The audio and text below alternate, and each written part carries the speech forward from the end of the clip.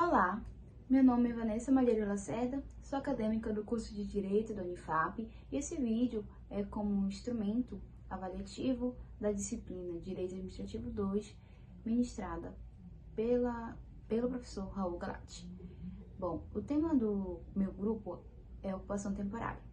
Em relação ao direito administrativo e administração pública, existem diversos princípios que vai reger ali a atuação do Estado, da administração pública, em relação aos seus administrados. E existem diversos princípios, sejam eles implícitos ou expressos. Como exemplo de princípios expressos, a gente tem aquele descrito na Constituição Federal, mas especificamente no artigo 37, que são os 5, que é a legalidade, impessoalidade, moralidade, publicidade e eficiência. São apenas alguns exemplos de princípios expressos que a gente encontra no nosso ordenamento jurídico. Mas a gente também encontra outros princípios implícitos. E desses princípios implícitos, a gente consegue destacar dois que são considerados mais importantes e a base para todo o direito administrativo, que são a supremacia do interesse público e a indisponibilidade do interesse público. Ele vai ser a base ali para toda a administração pública. Vamos perceber esses princípios em outras partes também do ordenamento jurídico, em outras leis, como por exemplo na Lei 3.365, que vai tratar sobre a ocupação temporária.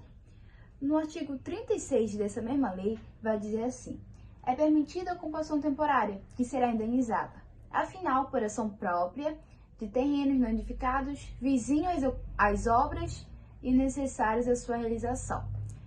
A gente consegue relacionar esse artigo a outro artigo da Constituição Federal, artigo 5º, inciso 23, que diz: a propriedade atenderá à sua função social.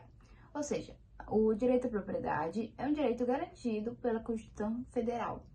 Mas também a gente vai perceber que, por mais que o direito existe o direito à propriedade, existe essa lei que fala sobre a ocupação temporária, pode parecer contraditório. Só que a ocupação temporária ali, ela vai ser para atingir um bem maior. Vai ser para beneficiar a população, vai ser para beneficiar as pessoas. Vai ser de uma maneira temporária também, a pessoa vai ser indenizada, vai seguir ali os ritos tudo certinho. E, então, a gente consegue relacionar com o princípio da supremacia do interesse público. Por mais que aquela propriedade seja privada, o Estado, visando atender o interesse maior, o interesse da coletividade, vai usar por determinado tempo ali aquele terreno, aquele espaço ali daquela pessoa. Agora vamos falar sobre um julgado que teve no Tribunal de Justiça do Amapá, em que os atores ingressaram com uma ação contra o Estado do Amapá e contra uma empresa, pedindo reintegração de posse, e tanto o Estado do Amapá quanto essa empresa privada foram condenados a pagar mais de 200 mil de indenização a quem entrou com a ação. Só que a empresa recorreu e alegou que ela apenas exerceu ali a sua atividade atribuída pelo Estado, que ela estava fazendo uma manutenção em uma estrada e precisou usar determinado terreno para colocar ali equipamentos. Só que isso foi feito de maneira correta. Só que, tratando também sobre a responsabilidade civil do Estado, que vem falar sobre isso, a empresa ela não deve ser responsabilizada, até porque se fosse para ela ser responsabilizada, teria que ser por uma ação de regresso, seria já uma responsabilidade civil subjetiva e não objetiva. Objetiva só iria caber para o Estado. E essa empresa, ela recorreu, né, e alegou que apenas executou ali essas atividades que foram autorizadas pelo Estado, como ela instalou alguns canteiros de obra ali no terreno dos particulares, aí por isso que foi configurado também como uma ocupação temporária. Aí ela também sustentou que a sua responsabilidade ali com o Estado do Amapá não deveria ser solidária, porque a responsabilidade do Estado é direta, enquanto o particular só ficaria sujeito a uma ação de regresso se comprovado dolo ou culpa. E acabou. A decisão final é de que foi afastado o dever da empresa de indenizar e a responsabilidade ficou somente com o Estado de indenizar os particulares. Me chamo Everton, sou acadêmico de Direito da Universidade Federal do Amapá, do curso de Bacharelado em Direito, da matéria de Direito Administrativo 2, ministrado pelo professor Galade. Hoje eu vou apresentar o tema sobre ocupação temporária. É um tema pequeno, mas é muito presente na prática, especialmente em obras públicas. Tá? Para começar, eu queria começar com uma pergunta, que é: alguém já viu alguma obra pública utilizando um terreno privado particular para depositar materiais de obras, maquinários ou coisas do tipo, enquanto acontecia aquela obra pública? Com o passar da explicação, vocês vão entender o porquê isso acontece, tá? Primeiro, eu queria deixar claro o que é ocupação temporária.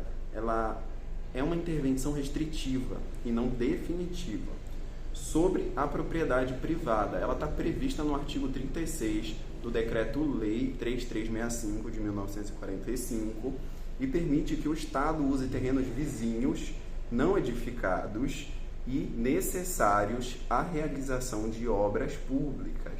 Tá? É importante destacar que não há transferência de domínio, o dono continua sendo o dono.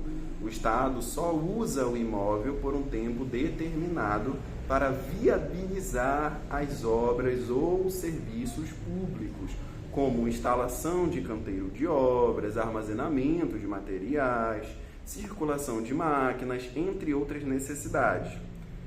Tem uma diferença para os outros institutos. Diferente da apropriação, por exemplo, a ocupação temporária não tira o imóvel do particular. E diferente da servidão administrativa, ela não é permanente. A ocupação é algo episódico, vinculado à duração da obra. O fundamento jurídico disso é que essa intervenção é justificada pelos princípios da supremacia do interesse público e da função social da propriedade. Ou seja, a propriedade existe, mas deve servir também ao interesse coletivo. Tá? O procedimento mínimo que o Estado tem que admitir é que a administração ela precisa comunicar ao proprietário, delimitar uma área usada, justificar a necessidade e devolver o imóvel depois. Em casos urgentes, pode ser autoexecutória, mas nunca arbitrária. Tá? A aplicação prática disso tem um exemplo bem claro, que durante a pandemia de Covid-19, quando o Estado precisou ocupar imóveis privados para instalar hospitais de campanha para respostas rápidas em situações de calamidade. Tá? Sobre a indenização, o que acontece? É uma regra simples. Se a ocupação estiver ligada à desapropriação, a indenização é sempre devida. Ou seja, se o Estado for desapropriar o terreno, acontece a indenização para o particular. Tá? Se estiver desvinculada, como usar um terreno vizinho, a indenização só existe se o proprietário provar prejuízo, como danos, desgastes ou limitação séria do uso. Tá? O foco não é pagar pelo uso, mas reparar danos concretos. Tá? E para encerrar a explicação, em resumo, a ocupação temporária é um instrumento rápido e eficiente para viabilizar obras ou serviços públicos, mas sempre com limites, finalidade específica, período curto e justa reparação. É um equilíbrio entre o interesse público e o interesse privado. Bom, eu vou falar um pouco sobre o tópico do direito dos ocupantes. Esses ocupantes, eles são responsáveis por essa ocupação e pela área, no caso, eles possuem o direito de utilizar o imóvel de forma compatível com a finalidade que eles declararam para a administração pública. Esse uso deve ser proporcional, controlado e também limitado, justamente ao objetivo ou ao que foi declarado para a administração pública. Além disso, o ordenamento jurídico permite, né, e garante que os ocupantes tenham e disponham das condições materiais necessárias para executar atividades vinculadas à obra ou ao serviço público que foi estabelecido juntamente com a administração pública. Bom, eu vou falar um pouco sobre o tópico dos direitos dos ocupantes. Bom, esses ocupantes, eles são as pessoas responsáveis por essa área que eles vão ocupar. Dentro dessa área, eles possuem o direito de utilizar o imóvel de forma compatível com o que foi declarado e autorizado pela administração pública. Esse uso ele deve ser proporcional, controlado e estritamente limitado ao objetivo que foi declarado pela administração pública. Além disso, o ordenamento jurídico garante, né, que os ocupantes disponham das condições materiais necessárias para que essa ação, essa obra ou esse serviço público seja realizado da melhor forma possível. Esses ocupantes também possuem alguns deveres, que, por outro lado, eles são específicos e precisam ser rigorosamente observados e seguidos por esses ocupantes, para que eles consigam, né, possam manter essa utilização dessa área da administração pública. Entre eles destaca a obrigação de zelar pela integridade do imóvel, adotando medidas de preservação do local, né, da área que está sendo utilizada, para evitar danos durante todo o período de utilização desses ocupantes da área. E caso ocorra algum prejuízo diretamente relacionado à ocupação, o ocupante ou o próprio poder público, ele deve, né, ele pode garantir uma indenização, seja imposta uma devida indenização, conforme os princípios da responsabilidade civil e administrativa. Também é essencial respeitar os limites que é imposto pela administração pública para a utilização desse imóvel, onde um deles é que não é permitido ampliar o uso do imóvel além do que foi autorizado, ou seja, a partir do momento que os ocupantes determinarem uma área de utilização, eles não podem ampliar essa área, pelo menos não sem comunicar à administração pública antes, né, de tomar a iniciativa de aumentar a sua área. Outro aspecto que é fundamental é a transparência. O ocupante ele deve manter o proprietário e a comunidade informada sobre o cronograma e, ao final, o imóvel deve ser devolvido nas condições que foram entregues, ou, né, mais próximo possível, né, de como foi entregue pela administração pública. Bom, outro tópico importante a ser destacado é os direitos da administração pública na ocupação temporária. No exercício dessa ocupação, a administração pública também possui alguns direitos, como, por exemplo, ela também pode utilizar essa área, pode utilizar o imóvel, né, pelo tempo necessário para que ela cumpra a finalidade da ação que ela impôs. Essa utilização pela administração pública do imóvel, ela pode envolver mobilização de equipamentos, instalação de estruturas provisórias, escavações ou até armazenamento de materiais, mas, claro, sempre voltado para o interesse coletivo. A administração pública também possui o direito de exigir a desocupação de forma imediata da área, mas desde que seja declarado, né, desde que seja comprovado o risco iminente e a necessidade seja comprovada, né, dessa desocupação da área. Outro ponto é os deveres da administração pública nessa ocupação. Além dela possuir, claro, seus direitos, ela também possui deveres rigorosos. A administração pública, na utilização nessa ocupação temporária, ela deve justificar formalmente a necessidade da ocupação e também demonstrar que ela é adequada, indispensável e também que aborda todo o interesse coletivo e é legalmente amparada. Ela também deve sempre comunicar previamente o proprietário, informando os prazos, responsabilidades e possíveis consequências dessa ocupação. Outro dever que ela possui é zelar pelo bem, zelar pelo imóvel, adotando todas as preocupações para minimizar danos, desgaste do imóvel ou qualquer outro material que vai ser utilizado nessa ação. Caso ocorra, né, esse ato de desgaste do imóvel, deve sempre haver a indenização, conforme é previsto no artigo 36 do Decreto-Lei número 3.365, de 1941, e no princípio da responsabilidade objetiva do Estado. A doutrina de Pietro, ela destaca, né, que, entre aspas, que a ocupação temporária é formada de indenização se houver danos efetivos ao proprietário, fecha aspas. Essa declaração da de Pietro, né, essa doutrina, ela reforça que a administração pública ela não possui liberdade plena, que ela deve sim sempre agir com a legalidade e proporcionalidade e a finalidade pública. Outro ponto muito importante a ser destacado é sobre o encerramento da ocupação. Quando ocorre o encerramento, o término dessa ocupação, a administração pública ela deve restituir o imóvel, preferencialmente, né, no Estado, e que a quem recebeu, no caso, ou compensar caso eventuais danos sejam causados, como eu abordei anteriormente.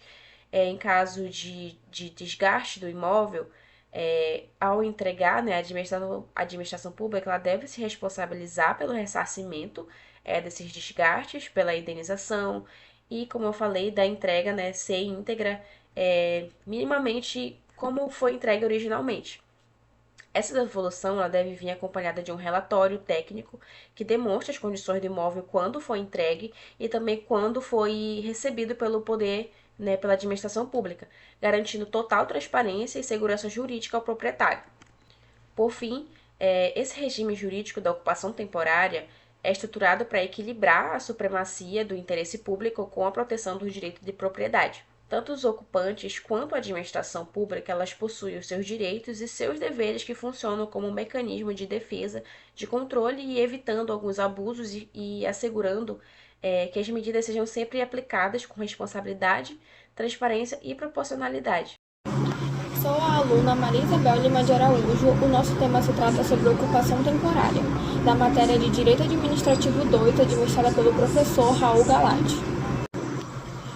Vou começar falando sobre como se dá a indenização da ocupação temporária.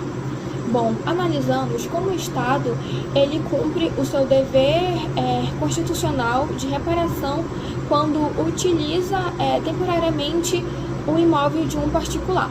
Bom, a ocupação temporária de modalidade restritiva, ela ocorre quando o poder público utiliza de terrenos não desapropriados para finalidades acessórias a obras públicas, a serviços de interesse coletivo, como depósitos de materiais. Bom, para de Pietro, a indenização ela é dividida em duas partes. A primeira é a ocupação acessória à desapropriação, que é quando a ocupação ela está prevista no artigo 36 do decreto da lei número 3.365, que é quando o bem ele é sempre indenizável, ou seja, o pagamento ele é realizado ao final, pois o particular ele foi impedido de utilizar o seu imóvel. E a segunda é sobre a ocupação desvinculada da desapropriação, que é de terrenos vizinhos, que normalmente é o caso mais comum, que é referente às áreas utilizadas para apoio logístico. Bom, nele a indenização ela somente será devida se o proprietário comprovar prejuízo concreto. Bom, e é importante entender que nessa modalidade a indenização ela não visa remunerar só o uso da terra, mas sim repor o prejuízo dela, como degradação física do bem ou encargo particular suportado. Essa reparação ela busca o equilíbrio entre o direito do proprietário e o interesse público, impedindo que aconteça um enriquecimento do particular, como forma dele querer se aproveitar do poder público estar usando o terreno dele. Então, em outras palavras, se não houver dano material comprovado, não há dever de indenizar pelo simples fato da ocupação. Eu vou falar agora sobre a extinção da ocupação temporária. Bom, esse tópico ele aborda o momento e a razão do término dessa intervenção. Para o jurista Carvalho Filho, a ocupação temporária ela está estritamente ligada à sua finalidade principal. Bom, a natureza dessa intervenção ela é transitória e está vinculada à execução de obra ou serviço público. Então, a propriedade privada ela só pode ser utilizada pelo tempo necessário em que o poder público alcance o seu objetivo. Ou seja, uma vez que extinta a causa que a motivou a intervenção, extingue-se igualmente o ato em que a formalizou. Então, esse término da ocupação temporária ela não depende de um novo ato formal ou discricionário do Estado. A desocupação do terreno deve ser imediata no momento em que a atividade pública for finalizada. Então, a extinção ela representa o retorno da propriedade ao particular, em que há uma garantia de que a restrição imposta foi passageira e que o interesse e que cumpriu o interesse público em que a motivou. Eu vou comentar agora sobre o acordo no Superior Tribunal de Justiça. Bom, o caso ele envolvia um cidadão em que ele teve o seu terreno utilizado pelo poder público como depósito ou canteiro de obras, e ele queria a indenização pelos danos causados ao seu terreno. Bom, dessa forma, o STJ ele definiu 3 regras essenciais para a ocupação temporária. A primeira foi a natureza da indenização, onde tem que comprovar o dano. Então, o proprietário ele precisa comprovar o prejuízo efetivo, seja de danos físicos ou econômicos. E a indenização ela cobre o estrago e não o uso em si. A segunda é o prazo para a ação, que é de 5 anos. Então, a ocupação ela não é desapropriação, onde a perda da terra ela é para sempre. Então, por ser um ato passageiro, o prazo para entrar com a ação ele é menor. E o terceiro é sobre o início da contagem do prazo. O prazo ele é de 5 anos e ele não começa quando a obra ela inicia, e sim quando ela é desocupada, quando o seu objetivo acaba. Então, é nesse momento em que os danos se tornam concretos e quantificáveis. Então, a decisão foi de manter o regime jurídico de 5 anos para a prescrição, contando do tempo da desocupação do terreno. Então, o proprietário ele vai precisar comprovar o prejuízo para poder assim ser indenizado.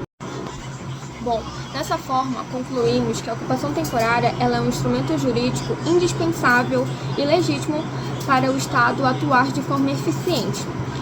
O texto ele demonstrou que esse instituto ele resolve o desafio de conciliar a supremacia do interesse público com a proteção constitucional à propriedade privada. E vimos que, para ser legítima, a intervenção do Estado deve ser sempre proporcional, motivada e, acima de tudo, limitada no tempo. E o uso da ocupação temporária, como vimos em momentos cruciais como a pandemia, exige do poder público a observância rigorosa do devido processo legal. É preciso justificar a necessidade de preservar o imóvel e, principalmente, indenizar o particular por quaisquer danos comprovados. Analisamos a jurisprudência que incluímos decisões do Tribunal do Estado de Justiça do Amapá e de Cortes Superiores, em que ela reafirma o entendimento de que a ocupação temporária ela só é válida quando sustentada por um procedimento regular e uma finalidade pública comprovada. Dessa forma, o uso racional e constitucional deste mecanismo, ele não apenas permite a execução eficiente de obras e serviços essenciais, mas também ele reafirma o equilíbrio fundamental entre o poder de intervenção do Estado e a tutela dos direitos fundamentais do cidadão.